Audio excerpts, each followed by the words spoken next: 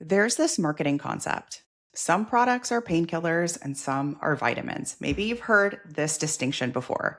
Painkillers solve immediate problems, and vitamins, well, they support long term health. And nonprofits accidentally built their entire fundraising strategy around one extreme or the other. Either everything is a five-alarm fire, 911, or everything is so vague that no one is really moved to take action. So today I want to talk about the difference, why you actually need both, when to use them, and the hidden danger of what I'm calling vague vitamin messaging. So this particular episode is one that I foundationally have wanted to record for some time. So whether you're newer to nonprofit marketing and fundraising, or you are an established rock star fundraiser, you're still going to get a lot out of this episode because the landscape right now has changed. Donor retention is struggling depending on the data. It's as high as 8 out of 10 donors only give one time. Small donor participation is declining, and organizations may be fighting harder than ever for attention. So an asterisk though, when I share those very dooms stats is those are sector-wide stats. Those are just lumping all institutional data together. Those are not true for our clients. Our clients are killing it. Our clients are seeing amazing year ends, strong Q1 and Q2. So don't let those stats make it mean that that's going to be true for you. I want it to make it mean an invitation to show up with a modern playbook, not the 2010 playbook for fundraising. So 2/3 of households donated in 2000. Today, it's closer to half. So we've seen a decline in the number of donors giving. But the problem is not generosity. Hear me say that again. People are not less generous. The problem is communication in the lack thereof, profound, inviting, inspiring communication, and the frequency of communication. So organizations are either over communicating panic, we'll get into that, or under communicating emotional relevance. This may be a lot of growing, scaling orgs. So if you are an established organization experiencing a plateau, experiencing a dip in revenue, you probably are in this camp of under communicating emotional relevance. But neither builds sustainable funding. So let's dig into what the Painkiller fundraising is. What does that look like? Painkiller is urgent, scarce, critical, make or break. There is a time and place for this. Disaster relief, grant funding freezes, sudden funding gaps, crisis campaigns. Like these are important fundraisers to deploy. They have their place. They have their place. Real emergency, real urgency, deploy it. I've had so many clients. I just talked to one this week that I said, I think it's time. I think you just explained to me why you have a Painkiller fundraiser. Let's go. So they work. The problem is when everything becomes an emergency. Donors start to feel that emotional exhaustion, distrust, and skepticism. They start to wonder, why is this always happening? Does this organization actually have a plan? Everything is like homeostasis, 911. Homeostasis, 911, we need money. These, instead of peaks and valleys that feel softer, I want you to picture like triangular points. It's very sudden hard.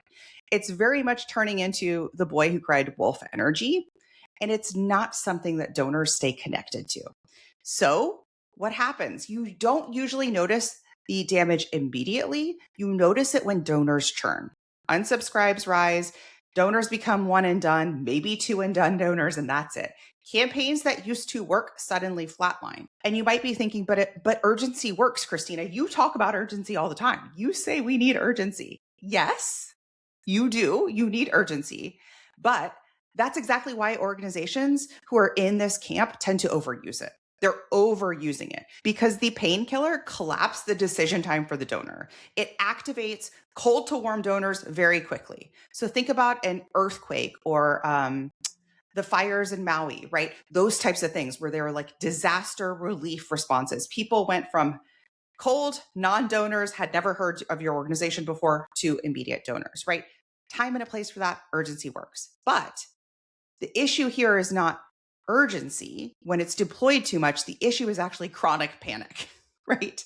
It's the chronic, like that same vibe in your messaging, that same frantic energy in your story, that same pow, pow, pow, pow, pow messaging and frequency in your content. That's the difference. This moment matters kind of when you come from the place of everything is always falling apart. Oh my God, now what? Now, your messaging doesn't actually say that, but your stories say that. How much you're raising for says that. The way in which you're raising for it, that fatigues your donors. Now, most nonprofits are not doing this intentionally. I know this.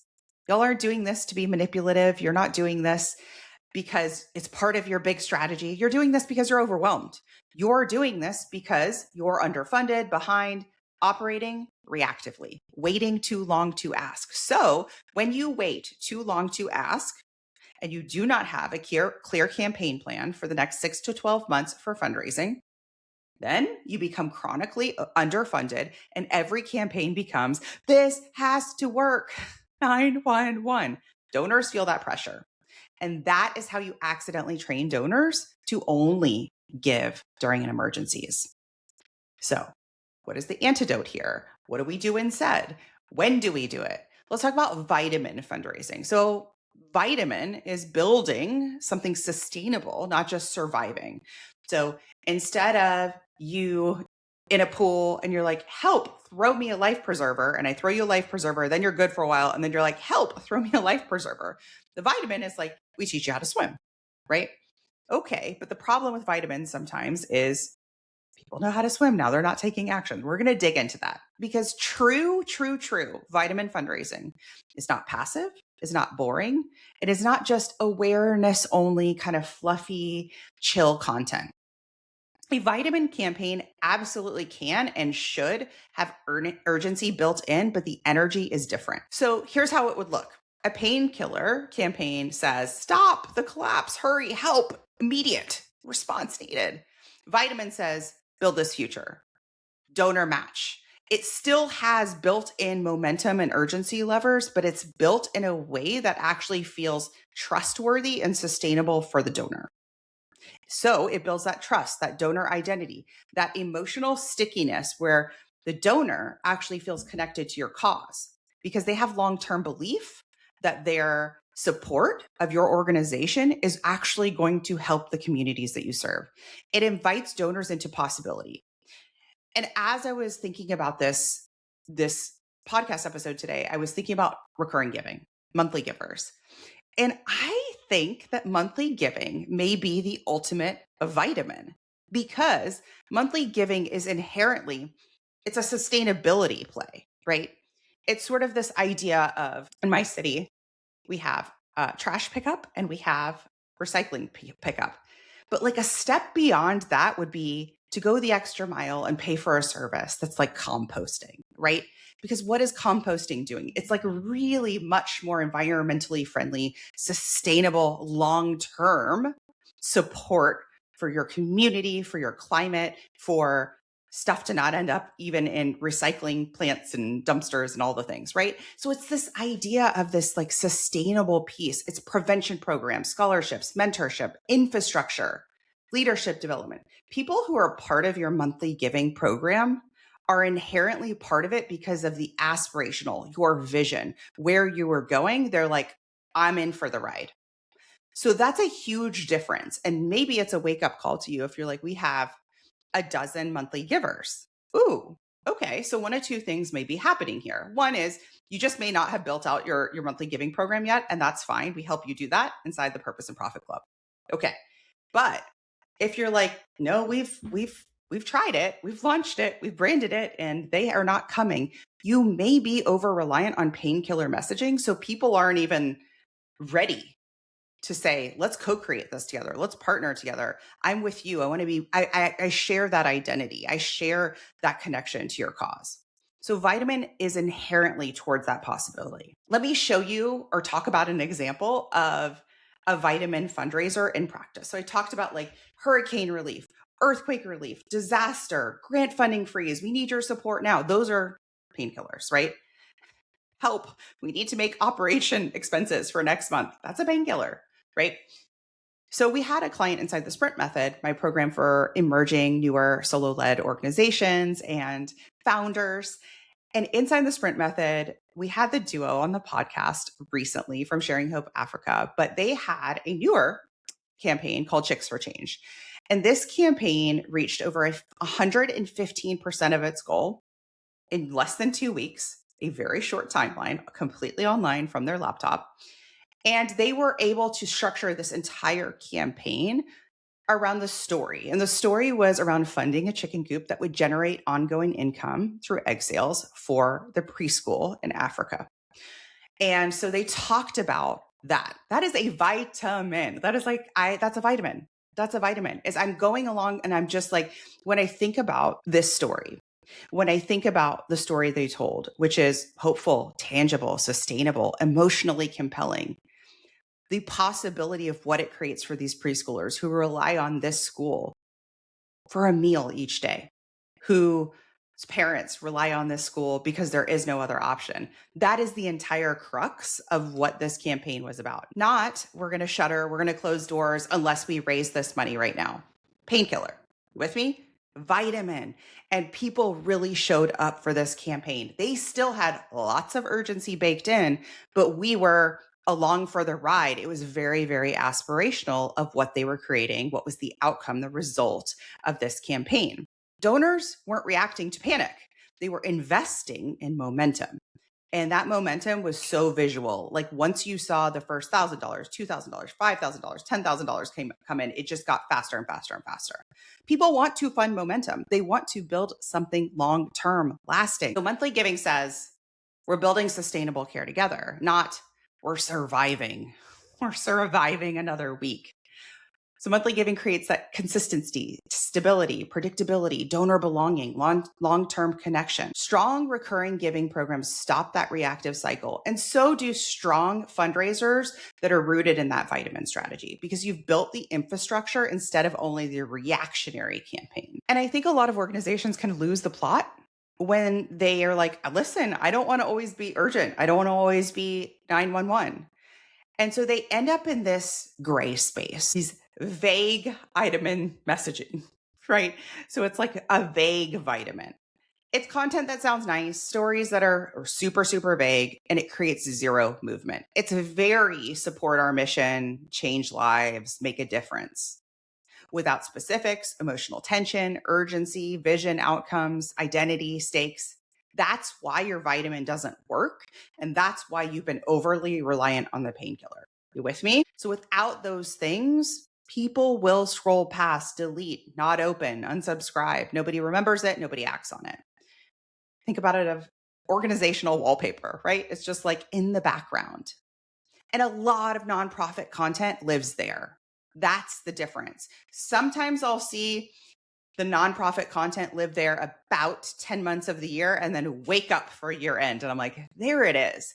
But all those other months of the year, those 10 months, you're missing so much opportunity, so much opportunity. And if you're thinking, I don't want to overwhelm donors, I don't want to push too hard, I just don't want to be too much, I don't want to ask too often, Christina. I was coaching someone in my programs this week. And it was so interesting because they ran a really great campaign about 4 or 5 months ago. And they revealed themselves in some coaching that there was some reservation around, well, the people who gave to that probably can't give to this. And I was like, what are you talking about? What are you talking about? 5 months ago? Can you imagine if your favorite brand or business that you love to shop at was like, listen, she shopped there 5 months ago. She doesn't want to support our business anymore. No. But it is a matter of balancing the story and the stakes in a way that invitation to give, they're like, hell yes. So it's not about overwhelming them, but it's also underwhelming them is where a lot of organizations stay. You're underwhelming them. That's a big problem. So your donors don't need either constant panic or flavorless inspiration. They need that specificity, that emotional relevance, that heart, that soul to it, right? With clear invitations, not apologetic invitations buried in the last line of the email, clear invitations and stories that actually get them to move today not 5 months from now. So you know you're in that vague vitamin territory when you reread your last email or appeal piece and kind of feel nothing. Kind of feel like shrug. Because if you feel that way, most likely your donors do too. So the real goal here is not never use urgency. In fact, I have an entire class about urgency. And it's not only inspire people. The goal is understanding when each type of messaging matters, when to deploy them, and when to do that in a way that drives action now. Painkiller activates, vitamin sustains. So if you're only relying on that painkiller, you're going to see that churn. And if you're only relying on a vitamin without urgency, you're going to have struggles with converting, meaning you're going to put your campaign, your ask out there, and instead of seeing a flood of donations, you're going to see a trickle.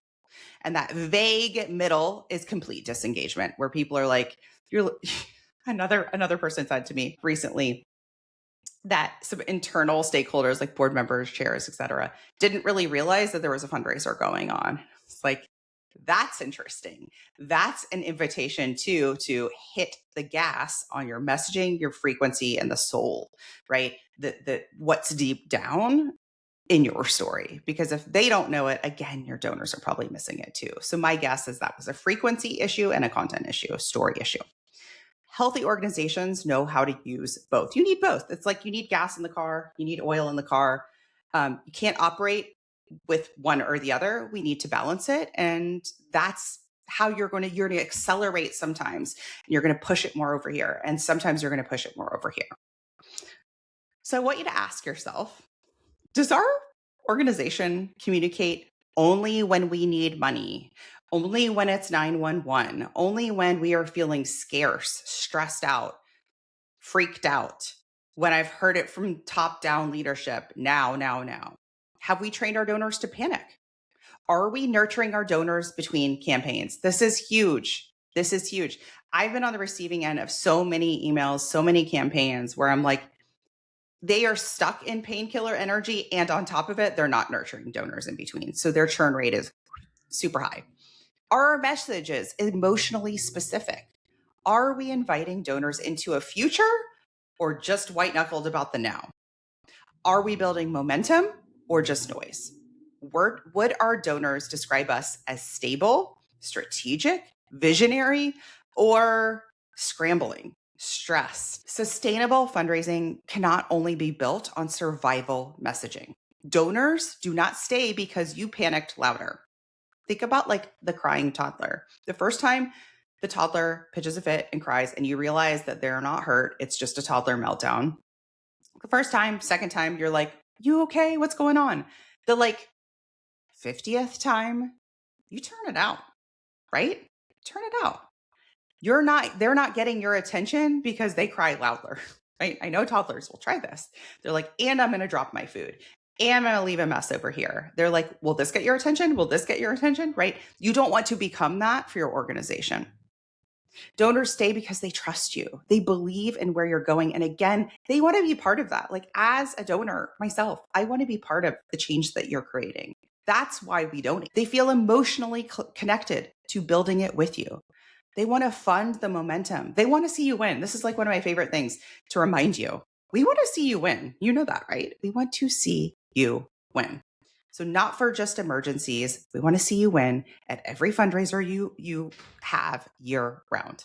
So if your organization is stuck in reactive fundraising, constantly rebuilding, constantly scrambling, trying to manufacture urgency, that's why I created the sprint method. Inside the sprint method, we teach emerging nonprofits, solo-led organizations how to build repeatable $10,000 and up campaigns. So we teach you that process of fundraising online. Now, if you want more high-level strategy, you're ready to put it all together across fundraising, communications, donor engagement, and campaigns, getting full feedback on your email strategy, your marketing strategy, your major gift strategy, then the Purpose and Profit Club group coaching program is the place for you. You can always go to splendidatl.com/start for details about both. I'll see you in the next one. I want to hear from you. If this resonated with you, I would love to know. Did you find yourself? Was there a little mirror being shown? Was it a painkiller mirror or a vitamin mirror, and what your plan is for next time?